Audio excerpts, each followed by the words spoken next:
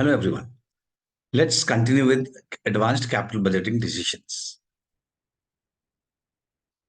Last time part one part one of ये chapter में मैंने इन्फ्लेशन टाइप के सम्स कवर किए थे। आज मैं स्टार्ट करूंगा। आज मैं सेकंड टाइप लूंगा जिसमें स्टैटिस्टिकल टेक्निक्स होंगे, meaning expected value, standard deviation, coefficient of variation, ये सब टाइप हम कवर करेंगे। आइए देखिए, कैपिटल बजटिंग डिसीजन जैसे मैंने पार्ट वन में डिस्कस किया था, वो होता क्या है बेसिकली। इट मींस हमें प्रोजेक्ट सेलेक्ट करना है कि सेलेक्ट नहीं करना है, हम वो डिस्कस करते हैं। हमें मशीन खरीदना है कि नहीं खरीदना है, हम वो डिस्कस करते हैं। ओके, तो हर एक हम जब डिसीजन लेते हैं बेस्ड ऑन एनपीवी, हम जो भी डिसीजन लेते हैं बेस्ड ऑन एनपीवी, उसमें कुछ रिस्क होते हैं क्योंकि वो प्रोजेक्शंस पे बेस्ड होते हैं, वो एस्टिमेशंस होते हैं। तो उसमें रिस्क होता है। अगर मैं बोलूं ईयर वन में मुझे इन्फो 50,000 आएगा, ईयर टू में 60,000 आएगा, ईयर थ्री में 30,000 आएगा, तो क्या वो कंफर्म कैश फ्लोज है? नहीं। तो उसमें रिस्क होते हैं, रिस्क। तो इसीलिए there are different different methods of analysing risk. हम जब प्रोजेक्ट पे डिसाइड करेंगे तो हम ये भी देखेंगे कि उसमें रिस्क कितना है। तो see there are different methods, statistical techniques है, कन्वेंशनल टेक्निक्स है, एंड अदर टेक्निक्स है। हम ये तीन टेक्निक्स देखेंगे आज के इस वीडियो में। Will try to cover statistical technique, will try to cover statistical technique. तो ये वाला कैटेगरी के सम्स हम लेंगे, स्टैटिस्टिकल टेक्निक्स। Let's start. और हमें सम्स कौन से करने हैं? देखिए, इसमें ये टाइप के सम्स हमें कवर करने हैं आज। इलस्ट्रेशन 3, 4, पहले उससे स्टार्ट करते हैं।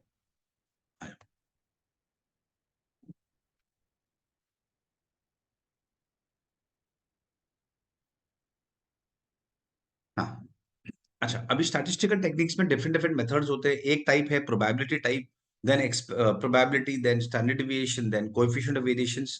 तो ये सब है। फर्स्ट टाइप लेते हैं प्रोबेबिलिटी, मतलब based on these things will decide the risk, will analyse the risk. First sum, illustration number 3। Possible net cash flows of project A and B at the end of first year and their probabilities are given below. Discount rate is 10%. For both the projects, initial investment is 10,000. Calculate the expected net present value for each project. State which project is preferable. Fine. ये जो दिया है possible net cash flows eight the end of first year, eight the end of first year, मतलब ये cash flows एक साल के दिए। और नीचे कुछ है क्या, देखो और कुछ एक्स्ट्रा डेटा ना, दैट्स इट। तो दैट मींस ये प्रोजेक्ट जो है, project A and project B, उसका लाइफ 1 ईयर है। फाइन। अब क्वेश्चन में क्या दिया है कि at the end of 1 year हमारा इनफ्लो प्रोजेक्ट ए में 8,000 होगा जिसका प्रोबेबिलिटी 0.1% है, या 10,000 होगा जिसका प्रोबेबिलिटी 0.2% है, सो ऑन। उस तरीके से 12,000, 14,000, 16,000, उसके डिफरेंट डिफरेंट प्रोबेबिलिटीज दिए। मतलब 5 पॉसिबिलिटीज होते हैं, 5 पॉसिबिलिटीज। तो देखो ना, हम नॉर्मली भी जब डिफरेंट डिफरेंट पॉसिबिलिटीज होते हैं तो हम क्या करते हैं, हम एवरेज निकालते हैं, एवरेज। अब एवरेज दो तरीके के होते हैं, या तो सिंपल एवरेज या तो वेटेड एवरेज। इसमें क्योंकि प्रोबेबिलिटी दिया गया है, इसीलिए हम वेटेड एवरेज करेंगे, इसीलिए हम वेटेड एवरेज करेंगे। ओके, चलो स्टार्ट करते हैं। Project A, project A, possible events, cash flow, possible events, cash flow, probability और expected cash flow, expected cash flow। 8, 10, 12, 14, 16 cash flows हैं। 8,000, 10,000, 12, 14, 16, और इसकी प्रोबेबिलिटी है 0.1, 0.2, 0.4, 0.2, 0.1। और नाम दिया गया इवेंट्स को ABCDE। सी अंडरस्टैंड, फिर से क्वेश्चन में क्या हो रहा है, प्रोजेक्ट ए में डिफरेंट डिफरेंट कैश फ्लोज है, डिफरेंट डिफरेंट कैश फ्लोज। 8,000, 10,000, 12, 14, 16, ये different cash flows different year के नहीं है। ये 1 ईयर में डिफरेंट पॉसिबल कैश फ्लोज है, ये समझो प्रॉपर्ली। ये 1 ईयर में, ईयर वन में, eight the end of year one हमें 5 पॉसिबिलिटी है। या तो इनफ्लो 8 होगा, या तो 10 होगा, या तो 12 होगा, या तो 14 होगा, या तो 16 होगा। डिफरेंट डिफरेंट पॉसिबिलिटीज है। तो हमें क्या करना है, हमें उन पॉसिबिलिटीज को एवरेज आउट करना है। तो जैसे मैंने बताया, एवरेज आउट करने के दो मेथड है। या सिंपल एवरेज, सिंपल एवरेज तुम्हें आता है, ऐड एंड डिवाइड बाय 5, या फिर वेटेड एवरेज। पर क्योंकि प्रोबेबिलिटी दिया है इसलिए हम वेटेड एवरेज निकालेंगे। वेटेड एवरेज मतलब मल्टीप्लाई विद प्रोबेबिलिटी, उसको प्रोबेबिलिटी से मल्टीप्लाई कर, तो 8000 into 0.1 800, 10,000 into 0.2 2000, 12,000 into 0.4 4,800, 14,000 into 0.2 2,800, and finally 1,600। इसका total 800 plus 2,000 plus 4,800 plus 2,800 plus 1,600 12,000।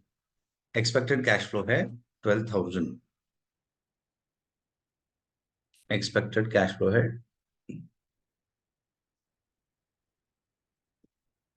12,000। ये मेरा एक्सपेक्टेड कैश फ्लो है। इसका मतलब on an average we are expecting कि हमें एक साल के बाद प्रोजेक्ट से 12,000 अर्न होगा। This would be our average cash flow. Okay, देखिए ध्यान रखो, कोई कोई स्टूडेंट्स बोलते हैं सर हम डिवाइड नहीं कर रहे हैं इसको एवरेज निकालने के लिए। ना, डिवाइड नहीं होता। रीजन, प्रोबेबिलिटी का टोटल 1 होता है ना, तो डिवाइड बाय 1 होगा बेसिकली। क्योंकि प्रोबेबिलिटी का टोटल 1 है इसलिए वो डिवाइड नहीं होता है। एज सच वेटेड एवरेज का नॉर्मल फॉर्मूला ये होता है, summation X into weights upon summation weights. तो हमारे इसमें समेशन एक्स इंटू वेट्स है 12,000, एंड समेशन ऑफ वेट्स मतलब प्रोबेबिलिटी इज 1। सो हमारा एवरेज इनफ्लो इज 12,000। ये इनफ्लो एक साल के बाद आएगा, तो मुझे इसे डिस्काउंटिंग भी करना पड़ेगा। तो इंटू पीवीआईएफ, क्या रेट दिया गया है? 10%। सेकेंड लाइन में लिखा है डिस्काउंटिंग रेट इज 10%। 10% मतलब 0.909। ध्यान रखना, एक ही साल का कैश फ्लो है, मल्टीपल ईयर्स नहीं दिया, प्रोजेक्ट का लाइफ एक ही साल है। तो 10,908, this is my PVCI, present value of cash inflow. अभी same way present value of cash outflow हम माइनस कर देंगे तो हमें एनपीवी मिल जाएगा। And what is PVCI, PVCO? For both the projects initial investment is 10,000। Fine, दोनों project में मेरा इन्वेस्टमेंट 10,000 ही है, तो दैट्स इट। तो एनपीवी कितना हो गया? 908। आई hope you all have understood this. हमने किया क्या बेसिकली, जो भी मेरे कैश फ्लोज थे उसको प्रोबेबिलिटी से मल्टीप्लाई किया तो मुझे एक्सपेक्टेड कैश फ्लो मिल गया। ओके, और जो भी इनफ्लो था उसको, वो 1 ईयर के एंड का था, तो इनटू डिस्काउंटिंग फैक्टर मैंने किया तो मुझे मिल गया पीवीसीआई, एंड माइनस पीवीसीओ किया तो एनपीवी मिल गया 908। तो एनपीवी इज 908, और ये यहां से मैच हो रहा है 908। सिमिलरली हम प्रोजेक्ट बी का फाइंड करेंगे। आई थिंक वो तुम लोग खुद फाइंड कर सकते हो, जिस तरीके से ए किया है same presentation for project B, और उसका इनफ्लो आया 4544। एंड ऑब्वियसली डिसीजन क्या होगा, project B should be accepted as its NPV is higher, as its NPV is higher. Next हम पे आते हैं इलस्ट्रेशन नंबर 4।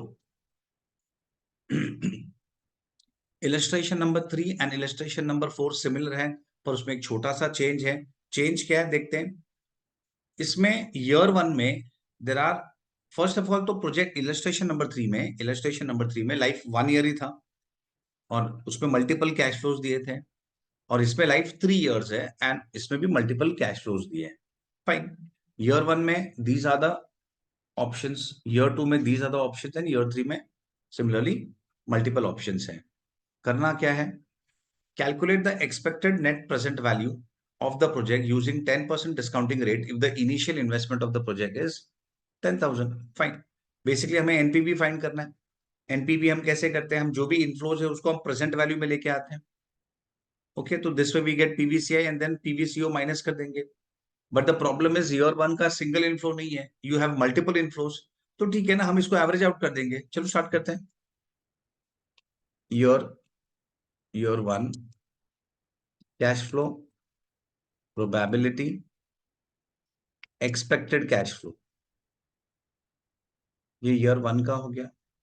उसी तरीके से हम ईयर 2 का भी करेंगे एंड ईयर 3 का भी करेंगे।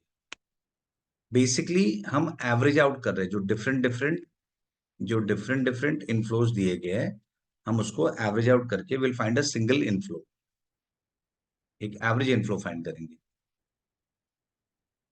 Expected cash flow. चलो स्टार्ट करता हूं।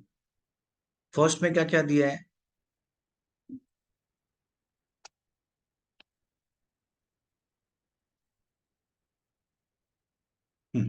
Year 1 2468, that's it. हाँ, ईयर वन में कैश फ्लोज है 2000, 4000, 6000, 8000।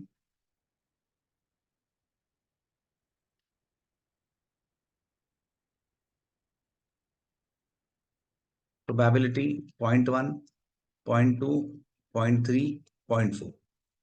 तो एक्सपेक्टेड कैश फ्लो कितना हो गया? 2000 into 0.1, 4000 into 0.2, 6000 into 0.3, 8000 into 0.4। Total हो गया 6000। दैट मीन्स ईयर वन का कैश फ्लो मेरा 6000 है। This is what it means. Year one का कैश फ्लो, मेरा average cash flow is 6000। Okay, year two पे आते हैं सिमिलरली 2468। सेम कैश फ्लोज है तीनों ईयर में। 2000, 4000, 6000, 8000। प्रोबेबिलिटी 0.2, 0.3, 0.4, 0.1। 2000 into 0.2, 400, 1200, 2400 and 800। इसका टोटल ये 2000, 4400, 4800 है। थर्ड ईयर सेम 2468, 2000, 4000, 6000, 8000 और प्रोबेबिलिटी 0.3, 0.4, 0.2, 0.1। चलो इसको एवरेज आउट करते हैं। एक्सपेक्टेड कैश फ्लो निकालते हैं। 600, 4000 into 0.4, 1600, 6000 into 0.2, 1200, 8000 into 0.1, 800। So ये हो गया this plus this 2000, 3600, 4200 total. In short हमने क्या किया अभी तक? हमने 3 डिफरेंट कैश फ्लोज फाइंड किए। तो these are the average cash flows, year 1, year 2 and year 3। That's it. ये हमें एवरेज कैश फ्लो मिल गया। अब तो नॉर्मल डिस्काउंटिंग करके हमें कैश फ्लो फाइंड करना है, उसका प्रेजेंट वैल्यू फाइंड करना है। This is first part. Second part, calculation of NPV. Calculation of NPV. Your cash flow PV factor जो कि 10% दिया है, आई थिंक चेक कर लेते हैं, और एक PV। ये स्टैटिस्टिकल टेक्निक्स बहुत सिंपल सम है। ओके, इसमें ज्यादा कुछ कॉम्प्लिकेशंस नहीं है। Discounting rate yes 10%। Year average cash flows क्या है? 6000 year 1, year 2 4800, year 3 4200। That's it. देखो बेसिकली हमने ये जो एवरेज कैश फ्लोज है वो लिए, मर्ज करके जो डिफरेंट डिफरेंट कैश फ्लोज दिए थे क्वेश्चन में डिफरेंट पॉसिबिलिटीज दिए थे। ये 4 पॉसिबिलिटीज थे, तो हमने चारों का एवरेज निकाल के, weighted average mind you, weighted average निकाल के एक सिंगल कैश फ्लो कर दिया। That's it. P factor 10%, 1 divide by 1.1, 0.909, 0.826, 0.751 multiply करते हैं 6000 इंटू 0.909, 5454, 4800 इंटू 0.826, 3965, 4200 into 0.751, 3154 और टोटल आ गया इसका 12,573 हो गया। This is PVCI minus PVCO, minus PVCO that is project का कॉस्ट कितना है? 10,000। प्रोजेक्ट का कॉस्ट 10,000 है, तो हमें एनपीवी मिल गया 2573। That's it, done. तो basically I hope you all must have understood this. हमने किया क्या है बेसिकली, जो डिफरेंट डिफरेंट इनफ्लोज थे हमने उसको एवरेज आउट करके एक सिंगल इनफ्लो फाइंड कर दिया, and this way we got the NPV 2573। ये हमारा एनपीवी है 2573। देखिए आंसर भी मैच हो गया है। फाइन, नेक्स्ट टाइप में आते हैं, नेक्स्ट सम। अब मैं आता हूं क्वेश्चन नंबर 5। क्वेश्चन नंबर 5 पे आते हैं। Calculate variance and standard deviation. अभी हमने ये एक टाइप का खत्म किया जिसमें हमने प्रोबेबिलिटी वाले कॉन्सेप्ट यूज किए। ओके, अभी हम नेक्स्ट टाइप में आ रहे हैं, calculate variance and standard deviation. See first of all standard deviation होता क्या है बेसिकली?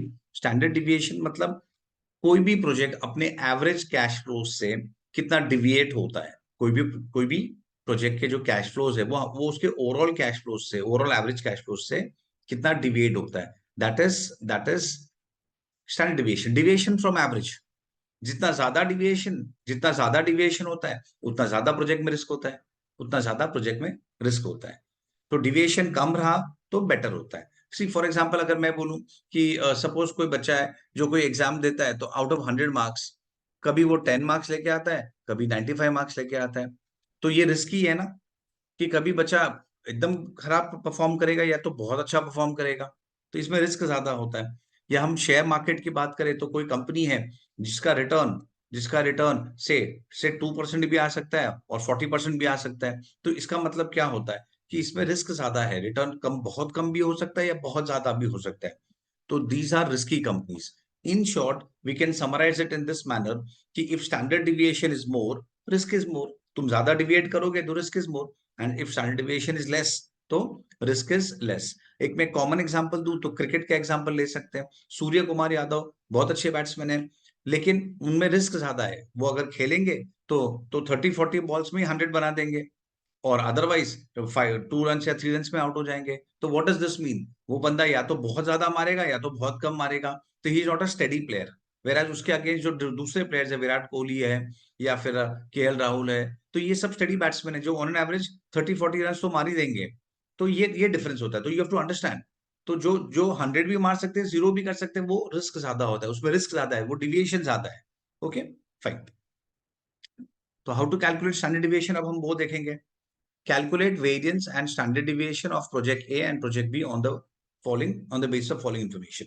ये प्रोजेक्ट ए के कैश फ्लोज दिए गए और ये प्रोजेक्ट बी के कैश फ्लोज दिए हैं। That's it. चल, हमें वेरिएंस फाइंड करना है इस सब में। प्रोजेक्ट ए, मैं स्टार्ट करता हूं प्रोजेक्ट ए से।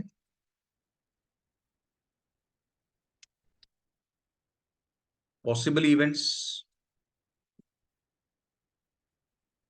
कैश फ्लो, इसको मैं एक्स बोल दूंगा, स्टैटिस्टिकल टेक्निक है थोड़ा।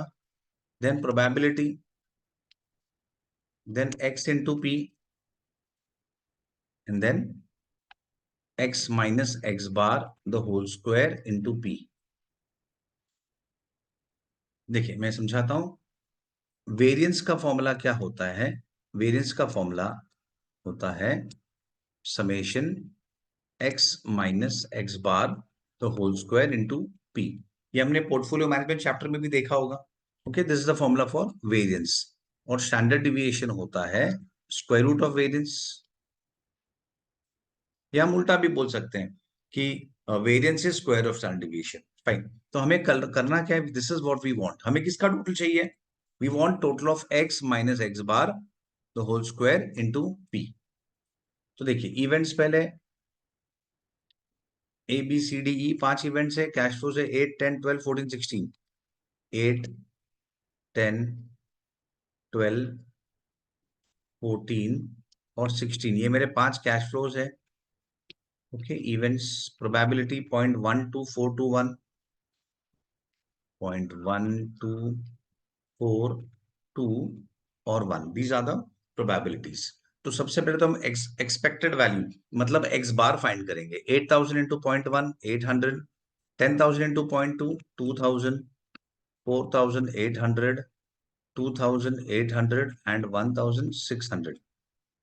तो इसका जो टोटल होता है, दिस इज एक्स बार, ये एक्स बार होता है। In short expected value 800 plus 2,000 plus 4,800 plus 2,800 plus 1,600, that is 12,000। Okay, ये एक्स बार है, that means on an average we are expecting कि हम 12,000 अर्न करेंगे। अब वेरिएंस का फॉर्मूला क्या है? Variance is summation x minus x bar the whole square into P. तो मुझे करना क्या है? x that is 8,000 minus x bar that is 12,000। x minus x bar 8,000 minus 12,000, answer क्या आया? -4,000। उसका स्क्वायर करना है, x माइनस एक्स बार का होल स्क्वायर। और हम कैलकुलेटर में होल स्क्वायर कैसे करेंगे? इनटू इक्वल टू करो, इनटू इक्वल टू। तो एक नंबर आया इनटू p दैट इज 0.1, तो टोटल आया 16 lakhs। देखिए मैं एक बार फिर से बताता हूं कैसे करना है। x minus x bar the whole square, तो कैल्सियम में करो 8,000 that is x, 8,000 minus x bar 12,000, 8,000 minus 12,000 into equal to करेंगे तो स्क्वायर हो जाएगा, एंड देन इंटू 0.1, जो भी आंसर आया m प्लस में रखो। नेक्स्ट वन 10,000 x, जो कि 10,000 है, ओके, ये वाला figure 10,000 minus x bar 12,000 into equal to into 0.2 m plus 8 lakhs। Next अब हम ये 12,000 लेंगे, ऑब्वियसली जीरो आएगा, 12,000 माइनस 12,000 जीरो, जीरो का square zero, zero into probability 0.4 zero. Next one 14 minus 12, 14,000 minus 12,000 into equal to और into 0.2 m plus 8 lakhs, 8 lakhs। Next one same way 16,000 minus 12,000 into equal to और into probability m plus 16 lakhs, total 48 lakhs। और MRC दबाओगे तो तुम्हें total immediate मिल जाएगा, MRC दबा के 48 lakhs। तो that's it, this is variance, this is variance. और मुझे स्टैंडर्ड डेविएशन फाइंड करना है, तो it is square root of 48 lakhs, it is square root. तो 48 lakhs का स्क्वायर रूट होता है 2190.89, 2190.89, ओके। तो ये इससे मैच हो जाएगा, 2190 आया, फाइन, 2190.9, ओके फाइन, और हमें आया 89, करेक्ट है। आई hope you have understood the procedure project A का। देखिए मैं एक बार फिर से रिपीट करता हूँ, फॉर्मूला क्या है इसका वेरिएंस का, summation x minus x bar the whole square into p, ये फॉर्मूला है। तो x माइनस एक्स बार, तो हमें सबसे पहले उसके लिए वी वांट x बार, तो x बार कैसे कैलकुलेट करोगे, x into P, x into probability करेंगे तो हमें x बार मिल जाएगा। तो ये 12,000 जो है ये है x बार, और फिर क्या करना है, x माइनस एक्स बार मीनिंग 8,000 माइनस 12,000 उसका स्क्वायर, तो into equal to into probability 0.1, तो हमें 16 lakhs मिल जाएगा। सो ऑन, हर एक का करके उसका टोटल आया 48 lakhs, एंड दैट्स इट। उसका स्क्वायर रूट करेंगे तो हमें स्टैंडर्ड डिविएशन मिल जाएगा। I hope we are okay with this thing. तो ये हो गया हमारा प्रोजेक्ट ए का। सेम वे हम प्रोजेक्ट बी का कैलकुलेट करेंगे, वो मैं होमवर्क रखता हूँ क्योंकि एग्जैक्टली सेम तरीके से करना है, खाली नंबर्स चेंज हो रहे हैं, प्रेजेंटेशन पैटर्न एवरीथिंग सेम रखना है, फाइन। तो ये हो गया हमारा स्टैंडर्ड डिविएशन विच इज, ये इसका स्टैंडर्ड डिविएशन ये है, इसका स्टैंडर्ड डिविएशन 2190 है। क्वेश्चन में पूछा नहीं है, पर अगर पूछा होता तो which project is more risky, तो project B is more risky, project B is more risky since its standard deviation is more, उसका स्टैंडर्ड डिविएशन ज्यादा है, तो ज्यादा स्टैंडर्ड डिविएशन मतलब ज्यादा रिस्क, कम स्टैंडर्ड डिविएशन मतलब कम risk, simple logic, okay. Project B is more risky, so हमें पूछा नहीं है, पर फाइन। अब हम आते हैं coefficient of variation, next term पे आते हैं, coefficient of variation illustration number 6 पे आते हैं, illustration number 6। See number same है, एग्जांपल 5 एंड एग्जांपल 6 सेम है, एग्जांपल 5 एंड एग्जांपल 6 सेम है, फाइन। तो मैं वहीं पे कंटिन्यू करता हूं, कैलकुलेट कोएफिशिएंट ऑफ वेरिएशन। अब सी कोएफिशिएंट ऑफ वेरिएशन का लॉजिक क्या होता है, पहले मैं कैलकुलेशन बता देता हूं मैकेनिकली, फिर उसका मैं अंडरस्टैंडिंग बताता हूं कि what do you mean by that. एक बार मैकेनिकली कोएफिशिएंट ऑफ वेरिएशन का बता देता हूं। Coefficient of variation is standard deviation upon mean.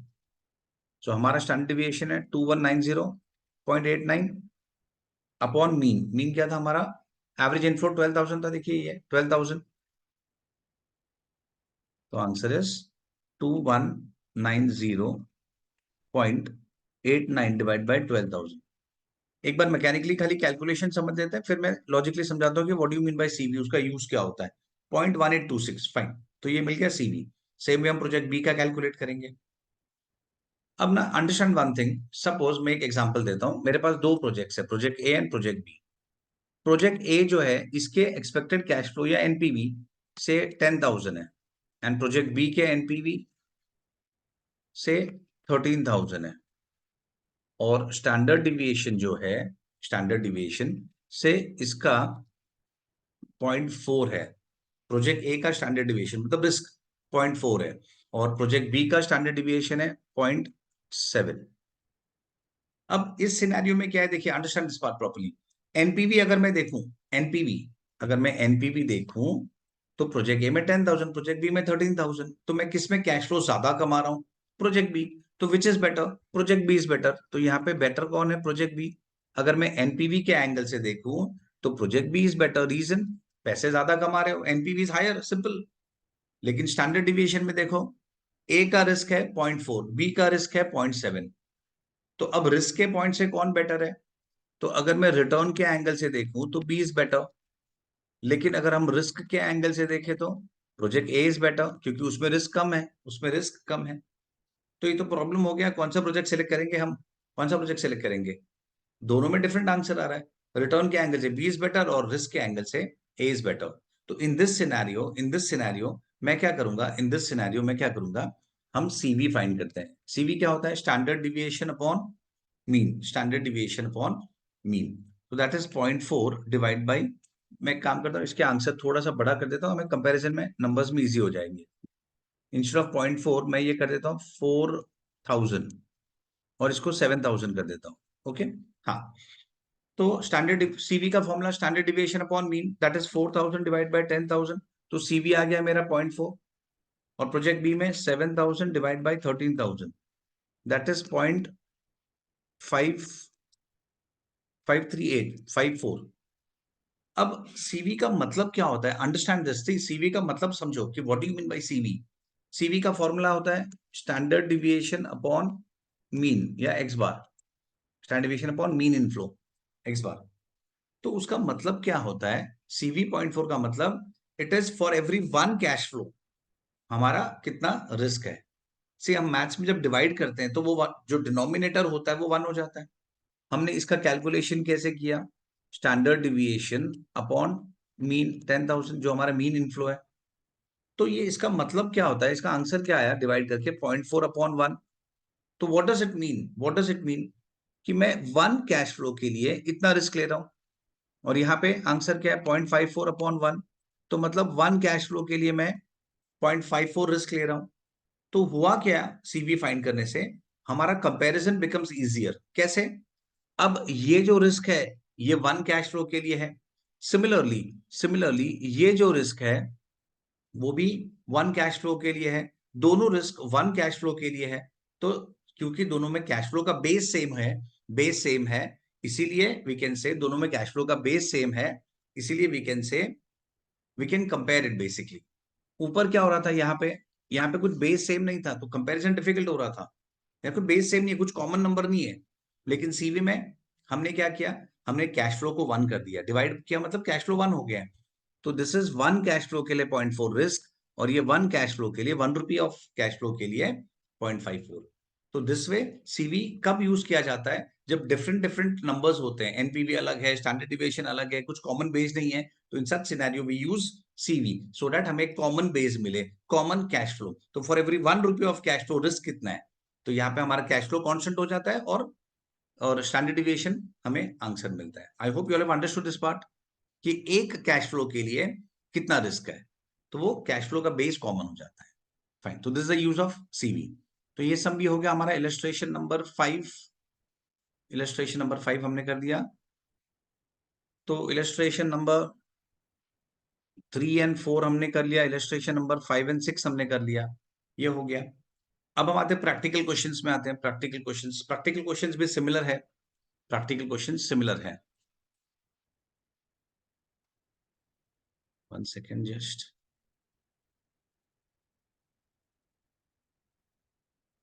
अच्छा, प्रैक्टिकल क्वेश्चन नंबर 2 पे आते हैं। प्रैक्टिकल क्वेश्चन नंबर 2, ये सब मैं होमवर्क रखता हूं। This is exactly same as जो हमने आज फर्स्ट इलस्ट्रेशन स्टार्ट किया था, illustration number 3। This is same as illustration number 3। देखो, कैश फ्लो दिए गए प्रोजेक्ट के, और प्रोबेबिलिटीज भी है। कैश फ्लोज है, प्रोबेबिलिटीज भी है, और हमें एक्सपेक्टेड एनपीवी फाइंड करना है। ये चलो मैं सॉल्व कर देता हूं फटाफट, 1 मिनट में सॉल्व करवा देता हूँ। Illustration number practical question number 2। Cyber company is considering two mutually exclusive projects. Initial outlay of both the projects is 5 lakhs. हमारा खर्चा 5 lakhs है, and each is expected to have a life of 5 years. Okay, इसमें 5 years का life दिया है. Under 3 possible situation, their annual cash flows and probabilities are as under. चलो मैं start करता हूँ पहले प्रोजेक्ट ए से। प्रोजेक्ट ए से पहले हम देखो, यहाँ पे डिफरेंट डिफरेंट पॉसिबिलिटीज है। लाइफ 5 years है और पॉसिबिलिटीज है, कैश फ्लो के डिफरेंट पॉसिबिलिटीज है।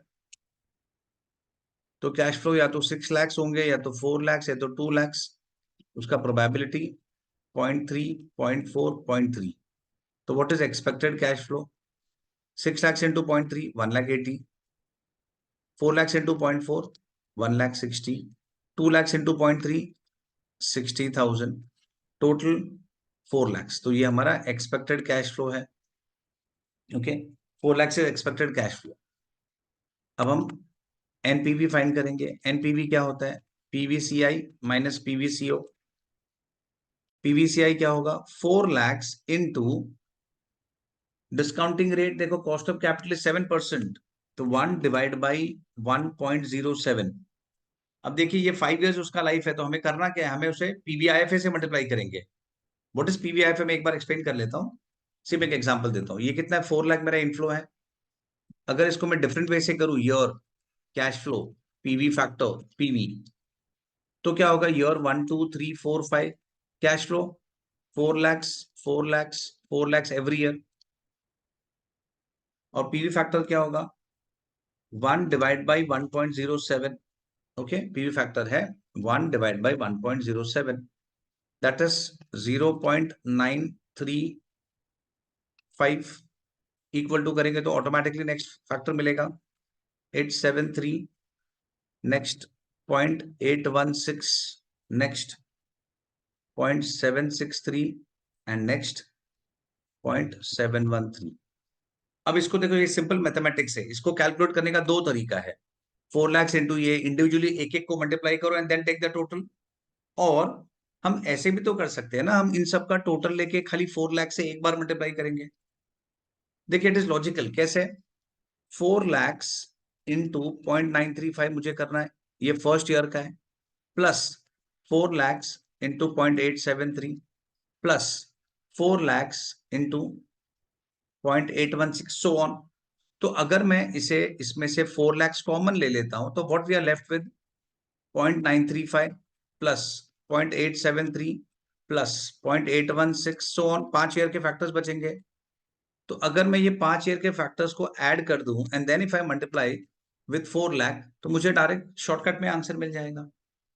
तो देखिए, इंडिविजुअल ईयर के पीवी फैक्टर को how do we represent? PVIF, present value interest factor. लेकिन जो टोटल होता है, टोटल, उसको क्या लिखा जाता है? PVIFA, present value interest factor of annuity. Present value interest factor of annuity. तो हम ये मेथड ही फॉलो करेंगे। जब कॉमन इनफ्लोज होंगे तो एक एक करके क्यों करना है? तो हमारे इसमें एक्सपेक्टेड 4 lakhs है, तो हम क्या करेंगे? हम पांचों फैक्टर को ऐड करेंगे। ये जो 5 फैक्टर्स थे ना, ये पांचों पीवी फैक्टर को हम ऐड करेंगे। कैल्शियम ऐड करने का तरीका क्या होता है? 1 divide by 1.07 is equal to M plus, first year हो गया। फिर से is equal to M plus second year, फिर से is equal to M plus third year, is equal to M plus fourth year, is equal to M plus fifth year. और हम MRC press करेंगे तो हमें टोटल मिल जाएगा 4.100, तो 4.1 आया, दैट्स इट। और हमारा आउटफ्लो कितना है प्रोजेक्ट का? 5 lakhs। प्रोजेक्ट का आउटफ्लो 5 lakhs। तो मेरा एनपीवी क्या हो गया? 4 lakhs into 4.1 minus 5 lakh, that is 11,40,000. This is my NPV. This is my NPV. I hope you all have understood this part. Project है, मैं फिर से बताता हूँ पीवीआईएफए कैलकुलेट करने का तरीका। मीनिंग ये 4.1 मैंने कैसे कैलकुलेट किया?